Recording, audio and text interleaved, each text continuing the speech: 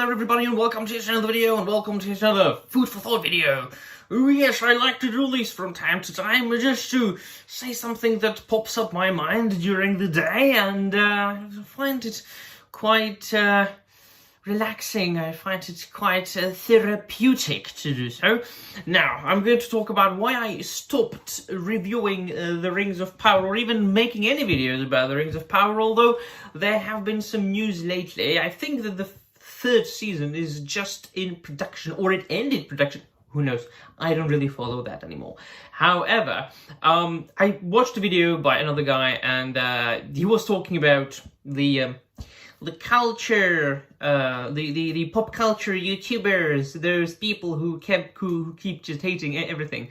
And I got reminded of my own channel and how it got 12,000 and almost 13,000 subscribers. Actually, I nearly got to 13,000 because of the Rings of Power, and because I kept criticizing the Rings of Power, quite honestly and objectively. When it all came out, and even before it came out, about a year before that. I mean, it's all on my channel, you can go and check it out. I was checking out the news and the trailers and the teasers and the photos and the interviews, because I quite obviously was interested in it. Me being not only a Tolkien fanatic, but a man who focused on Tolkien about, among other things, at university. I focused on Old English. But besides that, of course, I mean, Tolkien and Old English, they go hand in hand, don't they? And so I wrote my bachelor thesis and I wrote my diploma thesis about Tolkien, and I traveled to conferences where I lectured on the use of runes in Tolkien's works, and the use of alliterative verse in Tolkien and other authors of the 20th century. And then I helped editing some Tolkien encyclopedias, their Czech translations, and I also contributed to one. So that's why I had to say something about the show, because I felt that they are doing Tolkien a great disrespect, and they did. But first and foremost, it was a very bad show. I mean, very poorly made. And I had predicted that. I mean, I couldn't imagine how they could both adapt Tolkien with respect, not faithfully, because, I mean, come on, Peter Jackson didn't make faithful adaptations. If you are a purist, as I call myself, a Tolkien purist, you just can't honestly say that The Lord of the Rings by Peter Jackson are, you know, those films are very faithful adaptations. They are very good films. They are tremendously fantastic. So this is like cinema, yes, indeed, and quite deservedly. They got, I think, all in all put together, they got like 17 or 19 Oscars. The Return of the King itself, just 11 in one night. Tremendous cinematographic achievement. Not faithful adaptations, though. Much better adaptations than the Rings of Power, but then again, anything is better than the Rings of Power. But you can find it all on my channel, and that's the problem. There are too many videos about the Rings of Power on my channel. I'm not deleting any of them. I mean, why would I erase my own history? Am I trying to course correct who I am and who I was? No, I'm not. But that's when I got to the 12,000 subscribers, so almost 13. And because I kept, like, I didn't only review the individual episodes. Now, if you look at my channel, and if you go to my videos and sort my videos by views, what got the most views? So the first four, like the top 4 videos, as far as the view count goes, is just the Rings of Power finale review, 37,875 views. The Rings of Power actors give insane interview. What a clickbait, bloody Nedrotic-like style video. 36,588. These are not like bloody, I don't know who's like the big pop culture YouTuber. You just fill in the name. It's not these numbers, but it's quite good numbers. I mean, almost 38,000. It's not bad. And then I made these videos like almost every day in a week. So yeah, it was cool to have that many views, because there is this feeling that, yeah, people like my videos, people watch my videos. It's like, yeah, but it also started feeling like I was losing my soul. People expected things from me. People expected me to say certain things. People expected me to make certain types of videos. People expected me to say certain things in certain types of videos. And whenever I diverted from this pattern, people seemed to be angry. And I was like, so hey, fuck off. I'm not your dancing monkey. I'm not going to dance as you sing or as you whistle. And it really started feeling like I was losing my soul. People started repeating my catchphrases like Rings of Prime and the pile of donkey manure. Yeah, it's a bad show, full stop, goodbye. I reviewed 2 seasons, I'm not interested in watching anymore.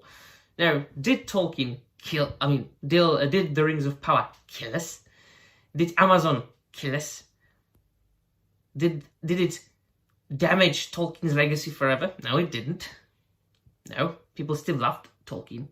And people who read Tolkien will forever read Tolkien. People who don't read and choose to only watch films and adaptations, they will forever do so. And they will never touch the book. They might touch the book, but they don't really care. And the people who care will care about Tolkien no matter what they put out on television. So ultimately,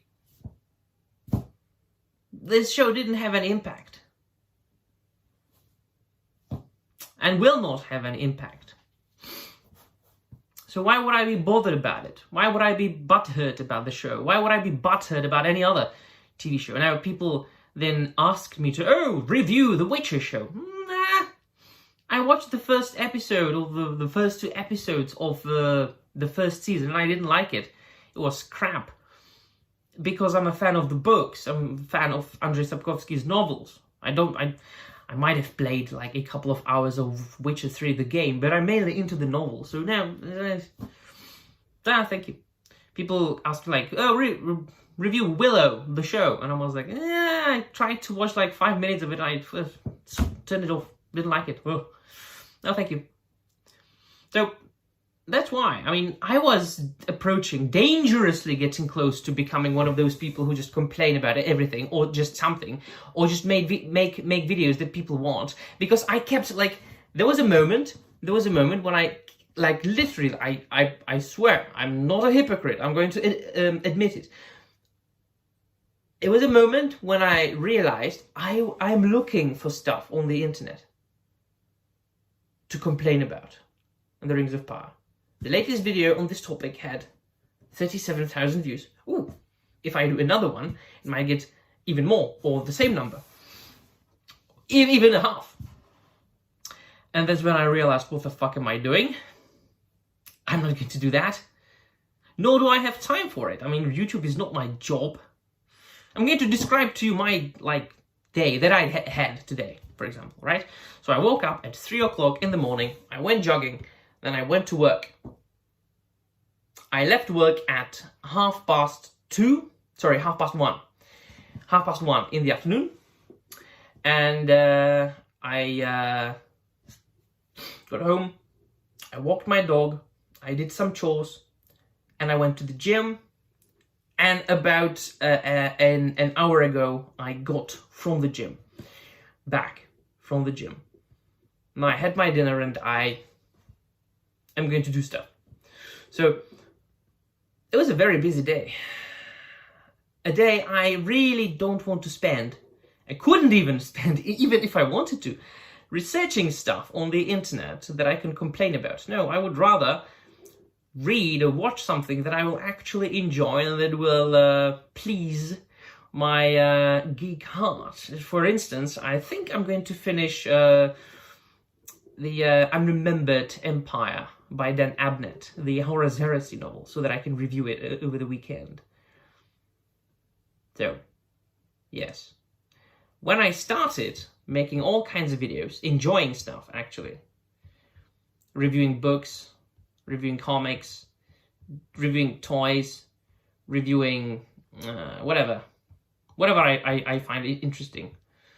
And being honest about the kind of people that I almost became like your neurotics and as baby faces and critical drinkers and those people who don't really like culture. They're not really, they don't care about culture at all.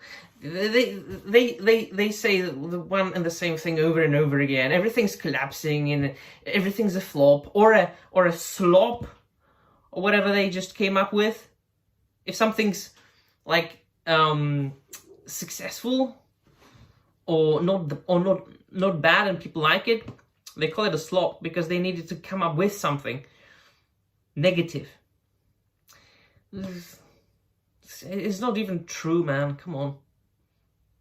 I mean, there are a lot of good films and TV shows and comics and video games and books coming out every month. And of course, there might be the same number of the bad things, but it has always been like this. I mean, what do you think? That in the 80s and the 90s only good things were coming out? Oh, come on, sort of. That's not true at all. I dare say that it was even more bad stuff coming out in the 80s than good stuff, but we only talk about, or mostly talk about the good stuff, even if it is not that good, because there's this nostalgic value to it, right? I always use The Running Man with Arnold Schwarzenegger as an example. It is one of the iconic movies with Arnold Schwarzenegger. It's really not that good. It's definitely my least favorite movie with Arnold Schwarzenegger. So, long story short, no, thank you, not anymore, no more. I would rather talk about toys. On another note, and now, for something completely different, where is it? Here. Savage Crucible, the Harbinger Studios, which I swear I wouldn't get into another line. Fine, good. So, a line of action figures called Savage Crucible by Harbinger Studios. They has just recently got into making licensed stuff, and they are going to be releasing the Death Dealer inspired, or really adapting the painting by Frank Frazetta, or the many paintings by Frank Frazetta. And the Harbinger Studios just announced that they would be making the horse as well. The Steed, in cooperation with Fish Toys. They are going to provide us with a limited pre-order of the horse.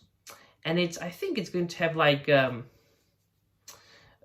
rooted mane and rooted tail. Yeah, I'm gonna get it. Looking forward to it. So let me know in the comments down below what you think, and that will be all. Thank you very much for watching, and remember, the Rings of Prime is a pile of documentua. Bye.